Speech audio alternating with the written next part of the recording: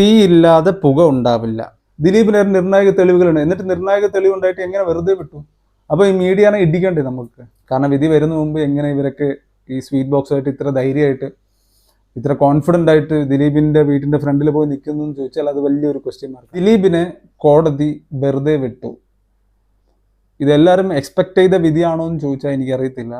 പക്ഷേ എനിക്ക് പേഴ്സണലി ഞാൻ എക്സ്പെക്ട് ചെയ്തത് ഇത് തന്നെയായിരുന്നു. എന്തായാലും വിധി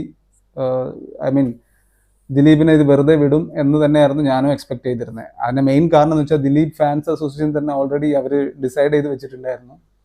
അതായത് സ്വീറ്റുമായിട്ട് അവിടെ പോകണം അങ്ങനെ ഇങ്ങനെ എന്നൊക്കെ ഞാൻ ന്യൂസ് അറിഞ്ഞായിരുന്നു. അതേപോലെ തന്നെ ഇന്ന് രാവിലെ വിധി വരുന്ന മുന്നേ തന്നെ ദിലീപിൻ്റെ വീട്ടിൻ്റെ ഫ്രണ്ടിൽ ദിലീപ് ഫാൻസ് എല്ലാവരും കുറച്ച് സ്വീറ്റ്സ് ആയിട്ടൊക്കെ അവിടെ ആഘോഷിക്കാൻ റെഡി ആയിട്ട് നിൽക്കുന്നുണ്ടായിരുന്നു. ഇതെങ്ങനെ ഇവർ വിധി വരുന്ന മുമ്പ് ഇതൊക്കെ അറിഞ്ഞു എന്ന് ചോദിച്ചാൽ എനിക്ക് അറിഞ്ഞുകൂടാ. അത് തന്നെ ഭയങ്കര ഒരു ഷോക്കിംഗ് ആയിട്ടിരിക്കുന്നു. കാരണം വിധി വരുന്ന മുമ്പ് എങ്ങനെ ഇവരൊക്കെ ഈ സ്വീറ്റ് ബോക്സുമായിട്ട് ഇത്ര ധൈര്യമായിട്ട് ഇത്ര കോൺഫിഡൻ്റ് ആയിട്ട് ദിലീപിൻ്റെ വീട്ടിൻ്റെ ഫ്രണ്ടിൽ പോയി നിൽക്കുന്നു എന്ന് ചോദിച്ചാൽ അത് വലിയൊരു ക്വസ്റ്റ്യൻ മാർക്കാണ്. ഓക്കെ, ഇപ്പോൾ അതൊന്നുമല്ല, ഞാൻ ദിലീപിനെ സപ്പോർട്ട് ചെയ്തോ അല്ലെങ്കിൽ ഇതിനെതിരായിട്ടോ ഒന്നും അല്ല സംസാരിക്കാൻ വന്നത്. ടോപ്പിക്കിലോട്ട് പോകുന്ന മുന്നേ നമുക്ക് ഇന്നത്തെ ആ ദിലീപിനെ വെറുതെ വിട്ട ന്യൂസിന് കുറച്ച് കമൻറ്റ്സ് വന്നിട്ടുണ്ട്. നമുക്കതൊന്ന് നോക്കാം. തീയില്ലാതെ പുക ഉണ്ടാവില്ല. തന്നെ ഇതിലേക്ക് വലിച്ചിട്ട് എന്ത് നേടാനാണ്? ഈ കേസിൽ താൻ ഇടപെട്ടിട്ടുണ്ട്, അത് സത്യമാണ്. ഒരു കമൻറ്റ് വന്നിരിക്കുകയാണ്. മേ ബി പറഞ്ഞത് ശരിയാണ്.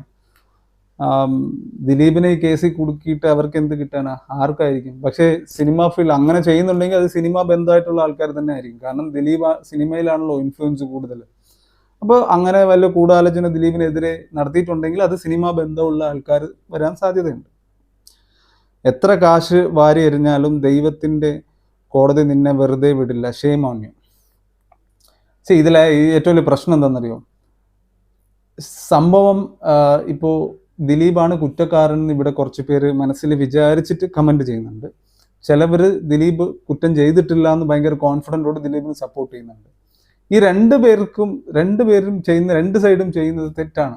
ആക്ച്വലി ഒന്നും സപ്പോർട്ടും ചെയ്യരുത്, ആക്ച്വലി ദിലീപിന് എതിരാവും നിൽക്കരുത്. കാരണം നമുക്ക് സത്യാവസ്ഥ എന്താണെന്ന് അറിയത്തില്ല. ഇപ്പം ഇങ്ങനെ ഒരു വിധി വന്നു, ആ അഫക്റ്റഡായ നടിക്ക് ഒബ്വിയസ്ലി വിഷമം ഉണ്ടാവും. പക്ഷേ അതിനേക്കാട്ടിലൊക്കെ ക്രൂരത എന്തുവാണെന്നറിയോ? ഏറ്റവും ക്രൂരത എന്ന് പറഞ്ഞാൽ ഈ മീഡിയക്കാർ ചെയ്യുന്ന തെണ്ടിത്തരം ഉണ്ടല്ലോ. എസ്പെഷ്യലി ഈ റിപ്പോർട്ടർ ചാനൽ. കഴിഞ്ഞ ഒരാഴ്ചയായിട്ട് ഈ റിപ്പോർട്ടർ ചാനൽ, ബാക്കിയുള്ള ചാനലിലും ഉണ്ട് ഇതേപോലത്തെ തെണ്ടിത്തരം കാണിക്കുന്നത്. എസ്പെഷ്യലി റിപ്പോർട്ടർ ചാനലിൽ, പിന്നെ വേറെ 2-3 ചാനലുണ്ട്, അതിനെനിക്ക് എക്സാക്ട്ലി പേര് ഓർമ്മയില്ല, മഴവിൽ മനോരമയാണോ എന്തോ. ഈ റിപ്പോർട്ടർ ചാനലിൽ ഞാൻ ഒരു വീഡിയോ കണ്ടു.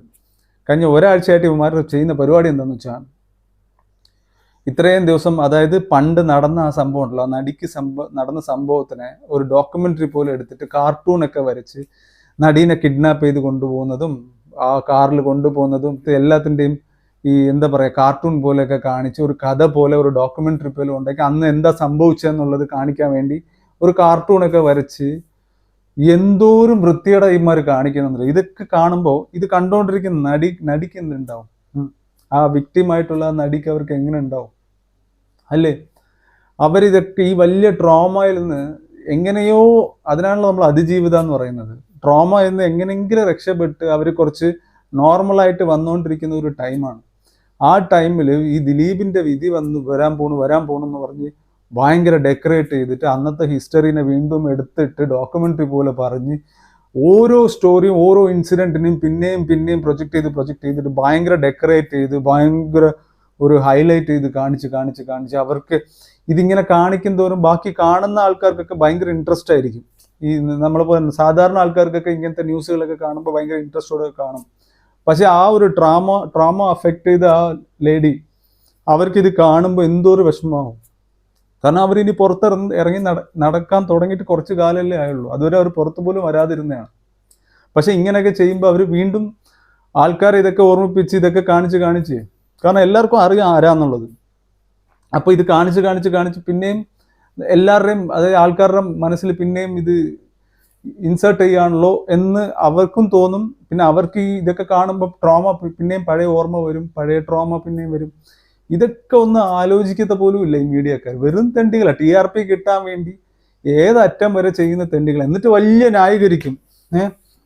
ദിലീപിനെതിരെ നിർണായക തെളിവ് വന്നു, ദിലീപിനെതിരെ നിർണായക തെളിവ് പൊക്കി, ദിലീപ് കുടുങ്ങും, 20 വർഷം തടവ് വരും, അങ്ങനെ ഇങ്ങനെ എന്നൊക്കെ പറഞ്ഞ് ആൾക്കാരെ സബ് കോൺഷ്യസ്ലി ദിലീപാണ് തെറ്റ് ചെയ്തതെന്നുള്ളതിനെ ഇങ്ങനെ ഇൻസേർട്ട് ചെയ്ത് ആൾക്കാർ ഇപ്പൊ ഈ കമന്റ് സെക്ഷനിലൊക്കെ കണ്ടല്ലോ, ഒരുപാട് ആൾക്കാർ ദിലീപാണ് തെറ്റ് ചെയ്തതെന്ന് പറയുന്നുണ്ടല്ലോ. അതിൻ്റെയൊക്കെ കാരണം എന്താണെന്ന് അവരറിഞ്ഞിട്ടാണോ? അവരുടെ കയ്യിൽ ഒരു പ്രൂഫും ഇല്ല. മീഡിയ പറയുന്നത് കേട്ടതാണല്ലോ ഇവരങ്ങനെ വിചാരിക്കപ്പെടുന്നത്, അല്ലേ? സോ ഇതിൽ സത്യാവസ്ഥ നമുക്കും അറിയില്ല, ചെയ്തിട്ടുണ്ടോ ഇല്ലെങ്കിൽ ആരാണ് ഇത് ശരിക്കും ചെയ്തത്, ഇതൊന്നും നമുക്കറിയത്തില്ല. അപ്പൊ സപ്പോർട്ട് ചെയ്യുന്നതും തെറ്റാണ്, അതിന്റെ അഗെയിൻസ്റ്റ് ആയിട്ട് പറയുന്നതും തെറ്റാണ്. എസ്പെഷ്യലി ഇപ്പൊ അഗെയിൻസ്റ്റ് ആണ് കൂടുതൽ, ദിലീപിന്റെ അഗെയിൻസ്റ്റ് ആണ് ആൾക്കാർ കൂടുതൽ. അതിന്റെ കാരണം ഈ മീഡിയാസ് ആണ് ഇങ്ങനെ ഓരോന്നും ഹൈലൈറ്റ് ചെയ്തിട്ട് ആവശ്യമില്ലാത്ത കുറെ ഫേക്ക് ന്യൂസുകളും ആവശ്യമില്ലാത്ത കുറെ ന്യൂസുകൾ ഇടും.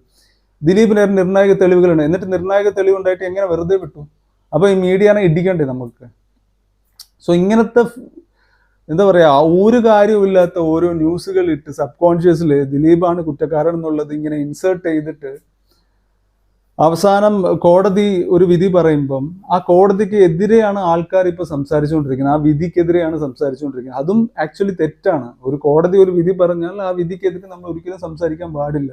പക്ഷെ അതെല്ലാം സംസാരിപ്പിക്കേണ്ട ഒരു അവസ്ഥയിൽ എത്തിപ്പിക്കുന്നത് ഈ മീഡിയാസാണ്. അവർക്ക് ഏതെങ്കിലും ഒരു സെലിബ്രിറ്റി കിട്ടിക്കഴിഞ്ഞാൽ ആ സെലിബ്രിറ്റിയുടെ ഇങ്ങനെ ഫോക്കസ് ചെയ്തിട്ട് അവർക്ക് TRP റേറ്റിങ്ങിനെ കൂട്ടണം. ഇതാണ് ഇവരുടെയൊക്കെ അവസ്ഥ. ഇനി ഇത് കഴിയുമ്പോൾ കുറച്ച് ദിവസം രാഹുൽ ഈശ്വരും രാഹുൽ മാങ്കുട്ടത്തിന്റെ അവസ്ഥ എന്താണെന്ന് അറിയില്ല. ഇനി അത് കുറച്ച് ദിവസം ഇങ്ങനെ നിർണായക തെളിവ് രാഹുൽ ഈശ്വറിനെതിരെ കിട്ടി, രാഹുൽ മാങ്കുട്ടത്തിന്റെ എതിരെ നിർണായക തെളിവ് കിട്ടി എന്ന് പറഞ്ഞ് വരും. അവസാനം കുറച്ച് ദിവസം കഴിയുമ്പോൾ രാഹുൽ മാങ്കൂട്ടത്തിനെ വെറുതെ വിട്ടു, രാഹുൽ ഈശ്വരനും എന്തായാലും റിലീസായി പോവും. അവസാനം എന്താ സംഭവിക്കുന്നത്?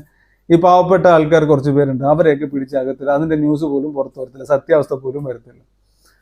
സോ മീഡിയക്കാരാണ് ഇതിൽ ഏറ്റവും കിടിലമായിട്ട് ഈ ഒരു സംഭവത്തിൽ ഭയങ്കര ഒരു പോർഷൻ പ്ലേ ചെയ്തിരിക്കുന്നത്.